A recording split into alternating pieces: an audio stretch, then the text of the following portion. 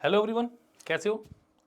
सो अगस्त तो आ ही चुका है, तो सी सेट की तरफ थोड़ा थोड़ा देखने लग जाओ। अब तो देखना ही पड़ेगा, चारा ही क्या है। वरना जो आज का मैंने टॉपिक है ना, ये आपके लिए बहुत दुखदाई हो सकता है आने वाले समय में। क्योंकि आज का जो मेरा सी सेट का टॉपिक है ना, जिसके ऊपर मैं चर्चा करता हूँ अक्सर, कि क्यों सी सेट इतना डिफिकल्ट बनता जा रहा है धीरे धीरे स्टूडेंट्स के लिए। क्या कुछ स्ट्रेटजी में कमी है? क्या कुछ आपको ऐसा अलग करना पड़ेगा, extraordinary, out of the box, कि सिर्फ आपको सी सेट दिखे? या सी सेट को क्रैक करने के लिए मुझे कुछ एक्स्ट्रा इतना कर पड़ना पड़ेगा कि मुझे सिर्फ सी सेट दिखे? ऐसा कुछ नहीं है। बेसिकली है क्या, अब फेलियर तो है, बट क्यों है?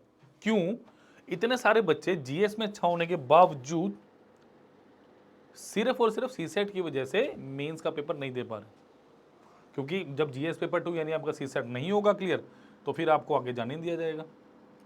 क्यों? What is the main reason? देखिए, सबसे पहली, मैं अगर धीरे धीरे एक एक चीज को लेकर चलूं बात, सबसे पहला है वीक स्ट्रेटजी। अब एक वीक स्ट्रेटजी क्या इंडिकेट करती है, ध्यान से सुनना। जो बच्चा भी तैयारी शुरू करने वाला ना, उसके लिए बहुत इंपॉर्टेंट रहने वाली है ये बात। क्योंकि जो ऑलरेडी हमारे पास बैच में बच्चे तैयारी कर रहे हैं, उन्हें तो पता है सारी चीजें, पहले ही बता चुका हूं मैं। बट जो बच्चा जुड़ना चाहता है वो जल्दी जुड़ो, क्योंकि ऐसा ना हो कि पेपर के 2-3 महीने पहले आप काम करना शुरू करो और फिर उसका मेहनत का कोई फायदा ना हो। भी बता रहा हूं मैं। एक वीक स्ट्रेटजी क्या होती है? सबसे पहले वीक स्ट्रेटजी का कोई मुख्य मतलब, मैं सिंबॉलिक रूप से नहीं बताऊंगा कि ये स्ट्रेटजी इन द सेंस कि आप वो इस एग्जाम को कितनी इंपॉर्टेंस दे रहे हैं। आप जीएस तो पढ़ रहे हो, मैंने ऐसे बच्चे देख ले जीएस में 100+ स्कोर है पेपर 1 में, बट पेपर 2 क्वालिफाई भी नहीं है। तो इसको मैं कहूंगा वीक स्ट्रेटजी की लास्ट के 2-3 महीने छोड़ दिए, 4 भी नहीं, कि इसमें मैं सी सेट कर लूंगा या कर लूंगी और मेरा पेपर हो जाएगा क्लियर। जबकि ये चीज नहीं होने वाली है, मैं हर वीडियो में बता रहा हूं। आप कहोगे सर घुमा फिरा के वही बात क्यों बता रहे हो? रीजन क्या है इसका?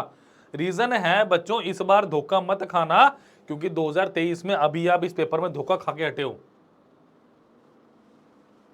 तो क्या करना चाहिए? स्ट्रेटजी को चेंज करना चाहिए, डेफिनेटली स्ट्रेटजी को चेंज करना चाहिए। आपको और टाइम चाहिए सी सेट को क्वालिफाई करने के लिए। ये बात समझनी पड़ेगी आप लोगों को। आप लोगों को अपने दिमाग पे जोर डालना पड़ेगा, पूछना पड़ेगा कि क्या ऐसी गलती थी जो 2023 में हुई और 24 में मैं मत करूं। तो स्ट्रेटजी को चेंज करो, सी सेट को इंपॉर्टेंस देनी पड़ेगी आपको। नेक्स्ट क्या है? Not having proper practice of questions. अब 2-3 महीने में जब आप किसी सिलेबस को कंप्लीट करने में जाओगे, मैं कहता हूं 2-3 महीने में नहीं होगा भाई, बिल्कुल भी नहीं होगा 2-3 महीने में इसका सिलेबस कंप्लीट। जब सिलेबस ही कंप्लीट नहीं होगा तो आप प्रैक्टिस कैसे करेंगे क्वेश्चंस की? It is not possible, not even a single time possible.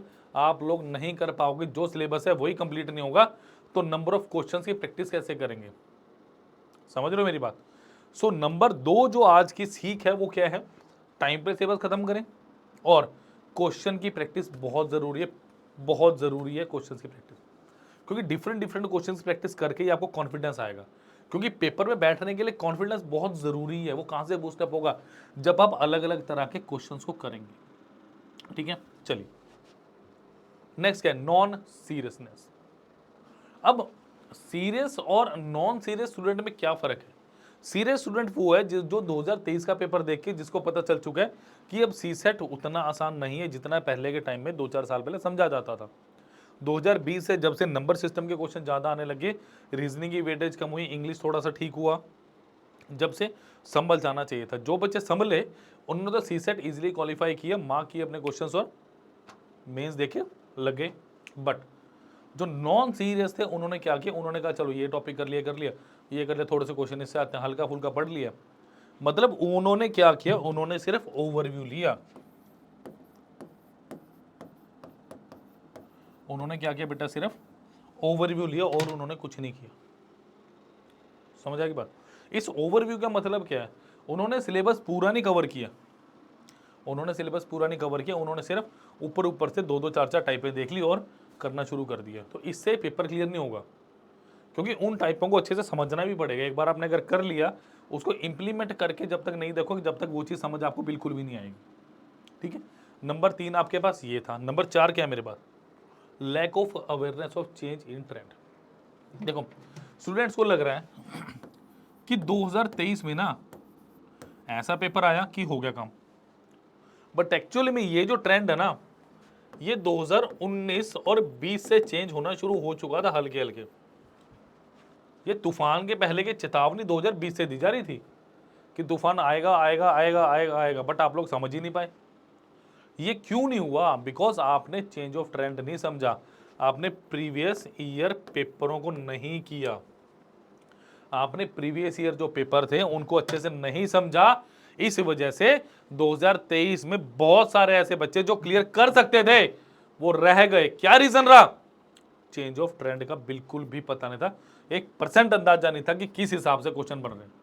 सब ये कहते रह गए कि नंबर सिस्टम बढ़ रहा है, नंबर सिस्टम बढ़ रहा है, बट नंबर सिस्टम किस लेवल तक जाएगा ये किसी को नहीं पता था। क्यों नहीं पता था? रीजन ये था पिछले साल के पेपरों को आप लोगों ने एनालिसिस किया ही नहीं। जिसने किया उसका बेड़ा पार था, वो सी सेट में बस पेपर देके बढ़िया सिलेक्शन के साथ बच्चे बैठे हुए। बट क्या 2023 वाली गलती 2024 में आप लोग करना चाहोगे? सोच के देखो, जो 2023 में आपके साथ हुआ या इतने हजारों लाखों बच्चों के साथ हुआ, अगर 2024 में भी हो गया तो कौन जिम्मेदार होगा? ना मैं, ना कोई और, खुद आप। बिकॉज आप अब भी उस सीरियसनेस को नहीं समझ पा रहे जितना सीरियस आपको होना चाहिए।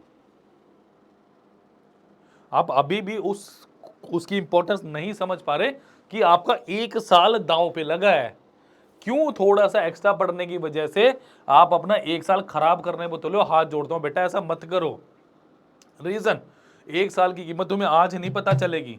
जब आपके साथ लाइब्रेरी में, आपके साथ अकेडमी में बैठने वाला बच्चा, आपके साथ डेली साइकिल पे आने वाला बच्चा, आपके साथ डेली गाड़ी में आने वाला बच्चा, आपके साथ डेली बस में आने वाला बच्चा एक यूपीएससी ऑफिसर बन जाएगा ना, और आप वहीं के वहीं खड़े हो, फिर 1 साल बाद अपने आप को देखना शीशे में, फिर आपको पता चलेगा कि कहां गलती हुई, कहां वो बच्चा बाजी मार गया और कहां आप नहीं कर पाए। फिर क्या बोलते हैं? किस्मत खराब थी। भाई किस्मत नहीं खराब थी, आपने टाइम पे सिचुएशन को नहीं संभाला, ये चीज खराब थी। तो अपने आप को इतना मौका मत दो कि कल को शीशे में खड़े होकर ना बोल सकोगे हाँ यार मैंने तो नहीं करी। क्यों नहीं करी? क्वेश्चन पूछने के लायक क्यों छोड़ रहे हो अपने आप को? आज की तैयारी क्यों नहीं शुरू कर पा रहे? आप ये बताइए, क्या रीजन है? मैं आपके साथ हूं, पूरा अभिमन्यु आईएएस आपके साथ खड़ा है, तो क्या दिक्कत है? क्यों नहीं शुरू कर रहे तैयारी?